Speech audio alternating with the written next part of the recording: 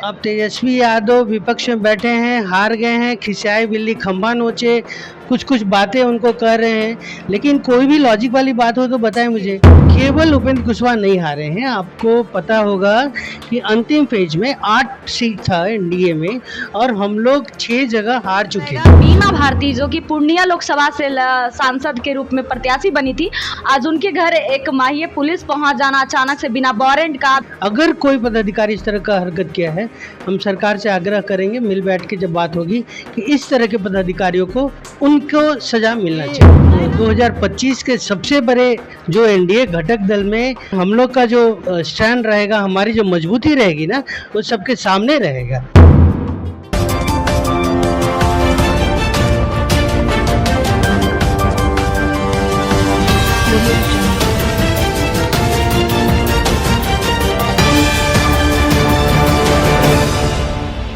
बता दें कि 2,50,000 वोट लेकर आए, फिर भी उन्होंने जो है हार स्वीकार किया। उसके बाद जो है अब विधानसभा का चुनाव नजदीक है, यानी सब तैयारी कर रहा है। इस बीच जो है उपेंद्र कुशवाहा जगह जगह जाकर अपने वोट के बैंक के लिए लोगों से अपील कर रहे हैं। हमारे साथ बातचीत करने के लिए उनके प्रवक्ता है इंजीनियर हेमंत कुमार।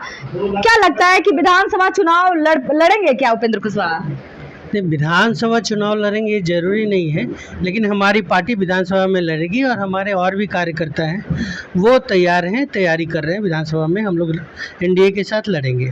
बिल्कुल, जिस तरीके से अभी एनडीए की सरकार बनी, केंद्र में तीसरी बार शपथ ग्रहण किए हैं मोदी जी, क्या लगता है कि उपेंद्र कुशवाहा को एनडीए के साथ है तो उन्हें भी कोई पद पोस्ट मिलना चाहिए? देखिए, हम लोग कभी किसी का लालच नहीं किए हैं, पद पोस्ट की कोई उनसे अपेक्षा नहीं किया है। बाकी जो मीडिया में कयास लगाए जा रहे हैं कि उनको मंत्री बनाया जाएगा, उनको राज्यसभा भेजा जाएगा, हमें सब कुछ स्वीकार है। एज ए कार्यकर्ता हम तो चाहेंगे कि वो मुख्यमंत्री बने, प्रधानमंत्री बने, मंत्री बनाया जाएगा तो हमें सबसे ज़्यादा खुशी होगी, हमारे कार्यकर्ताओं को बहुत खुशी मिलेगी। जिस तरीके से काराकाट से चुनाव हारे, उसके बाद वो अब लगातार लोगों के बीच में है, क्या लग रहा है, कयास लगाया जा सकता है कि अगला चुनाव वो विधानसभा में जीत पाएंगे? विधानसभा में जीत पाएंगे ऐसा कोई सवाल ही नहीं है। उपेंद्र कुशवाहा खुद विधानसभा में लड़ेंगे नहीं लड़ेंगे, ये कार्यकर्ताओं की पार्टी है, राष्ट्रीय लोक मोर्चा। कार्यकर्ता लोग बैठ के डिसीजन लेंगे और उनको बताएंगे, उनके बीच होगा कि वो खुद लड़ेंगे या उनके प्रतिनिधि हमारे जैसे कार्यकर्ता चुनाव जाकर लड़ेंगे। और ये 2025 के सबसे बड़े जो एनडीए घटक दल में हम लोग का जो स्टैंड रहेगा, हमारी जो मजबूती रहेगी ना, वो सबके सामने रहेगा। काफ़ी मजबूत हम लोग एक उनके सहयोगी हैं। जब लोकसभा का चुनाव चल रहा था, उस दौरान तेजस्वी यादव का एक बयान आया था कि उपेंद्र कुशवाहा इसलिए हारे क्योंकि वो नीतीश कुमार के सपोर्ट में थे। बाकी ये सच है क्या?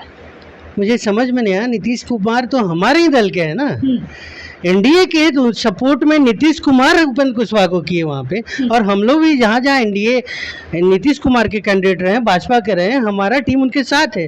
इसमें कहीं कोई गलत नहीं है, तो सच्चाई है इसमें।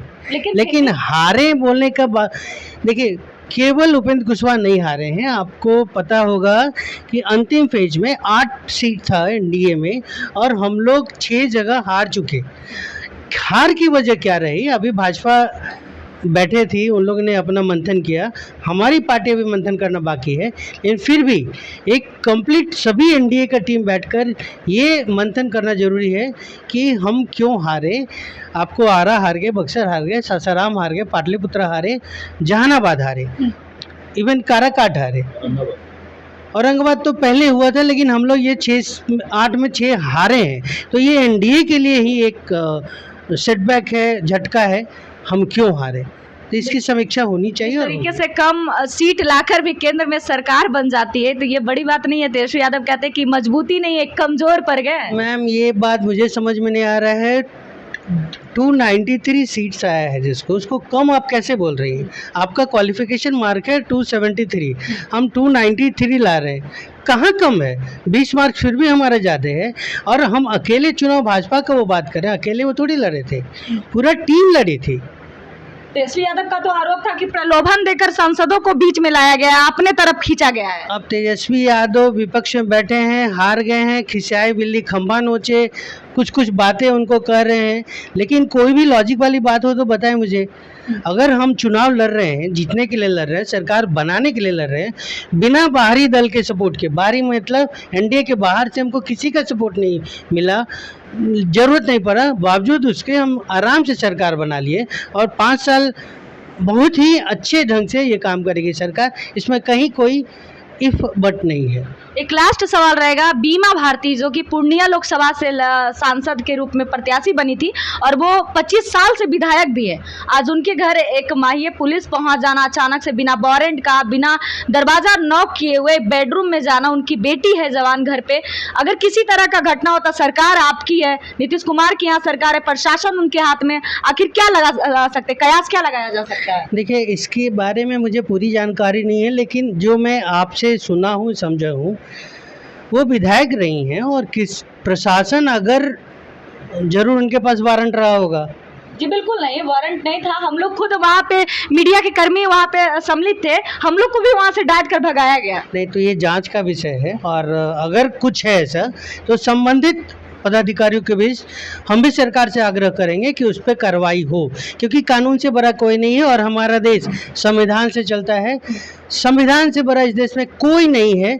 अगर कोई पदाधिकारी इस तरह का हरकत किया है, हम सरकार से आग्रह करेंगे, मिल बैठ के जब बात होगी, कि इस तरह के पदाधिकारियों को उनको सजा मिलना चाहिए। महिला विधायक के घर जाना और महिला पुलिस एक भी नहीं होना, ये कितनी बड़ी गुनाह की बात है। बात आपका सही है, ऐसा नहीं होना चाहिए, लेकिन मैडम मैं बताया कि मैं आपसे सुना हूँ ये बात, मुझे इसकी पूरी कोई जानकारी नहीं है, बावजूद इसके अगर ऐसा कुछ हुआ है तो ये गलत है, हम लोग कभी और हमारी पार्टी उसको सपोर्ट नहीं करेगी। देखिए, ये थे हमारे साथ बातचीत कर रहे थे राष्ट्रीय लोक मोर्चा के प्रवक्ता, जो साफ तौर पे इनका कहना है कि जिस तरीके से लगातार उपेंद्र कुशवाहा जो है चुनाव हारने के बाद अभी कयास ये लगाया जा रहा है कि राज्यसभा में उन्हें भेजा जाएगा और आने वाले समय में जो 2025 का जो चुनाव है उसमें भी वो बड़ी मजबूती से लड़ाई लड़ेंगे, उनके कार्यकर्ता उन्हें मजबूती देंगे और एनडीए की सरकार में वो दोनों शामिल है, नीतीश कुमार के साथ मजबूती से आगे भी वो मजबूती से रहेंगे। और बीमा भारती के घर जो पुलिस बल पहुंची है, इसकी जांच की विषय इन्होंने कहा है कि जांच होनी चाहिए।